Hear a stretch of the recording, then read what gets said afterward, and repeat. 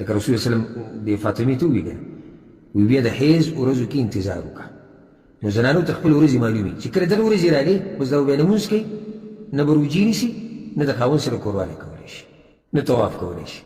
ها اوس دې زنانه ته رسول صلی الله علیه وسلم وی چې کله ستا د حیض ورځې راشي نو بیا مونځ پرېږده اوس دلته سوال دا دی چې د حیض ورځې یا یو زنانه به څنګه معلوموي چې دا وینه د حیض ده او که دا وینه د رګ ده یعنی دا به څنګه مونځونه به کمې ورځې پرېږدي او کمه دا ګټه مسله ده اهمه او ډېره ضروري مسله ده هغه ده د دې یو څو مرحلې دي اولنۍ مرحله دا ده چې کومه زنانه باندې وینئ همیشه د رګ وینئ نو دا به څه کوي دا به هغه ورځې انتظار کوي مونځ به نه کوي روجې به نه نیسي کومې چې دي د عادت ورځې دي عادت ورځې یعنې دې زنانو ته خپل حساب معلوم وي چې په دې ورځ زما بیماري راځي دې ورځې پورې شپږ اووه ورځې په دې میاشت کې دا کومه میاشت کې چې په دې باندې په مخه وینه ده دا به هم هغه ورځې انتظار کوي کومه ورځ چې دي د حیض لکه رسول صلی الله علیه وسلم د فاطمې ته وویل وی بیا د حیض ورځو کې انتظار وکړه نو زنانو ته خپل ورځې معلومي چې کله دغه ورځې راغلې بس دا بیا لمونځ کوي نه به روجې نیسي نه د خاوند سره قرباني کولی شي نه طواف کولی شي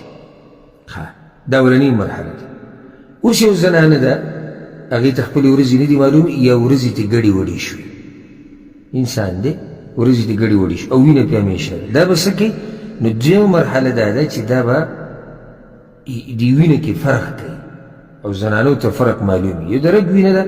او یو د رحم وینه ده د حیض وینه به کې فرق دی د رنګ فرق دی د بینې فرق دی د صفاتو فرق دی نو زنانو بیا دا فرق معلوموي چې او دا داسې ده دا داسې ده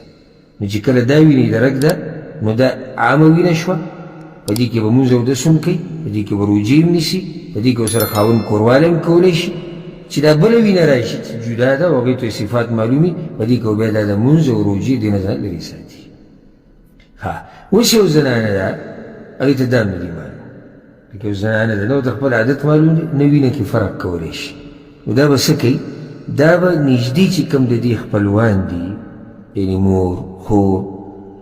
د هغوی نه به تپوس کوي هغوی نه به معلومات کوي هغوی چې کومې ورځې انتظار کوي په هغوی حیض راځي بس دغه ورځې به دا انتظار کوي دا ګوره اهمه مسله ده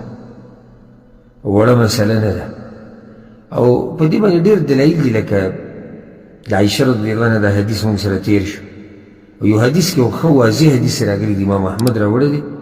ام سلمه رضی الله عنها حدیث دی پیغمبر صلی الله علیه وسلم وایي لتنظر عدد الليالي والأيام التي كانت تحيضهن من الشهر میاشت کې چې په دې باندې په کومو ورځو کې بیماري راتله هغه ورځو ته دې وګوري ولې دې ورته وګوري دغه د حیض ورځې بس دغې کې به دا د پابند دی د هغه څه چې کوم ورځ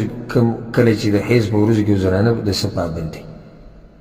که دغه نشي بیا د وینو کې د فرق وینو کې فرق نشي کولی بیا به څه کوي بیا به نږدې چې کومه زنانه د خپلوانو کې هغې ته به واپس کېږي او په حقه اندازه باندې به دا هم صبر کوي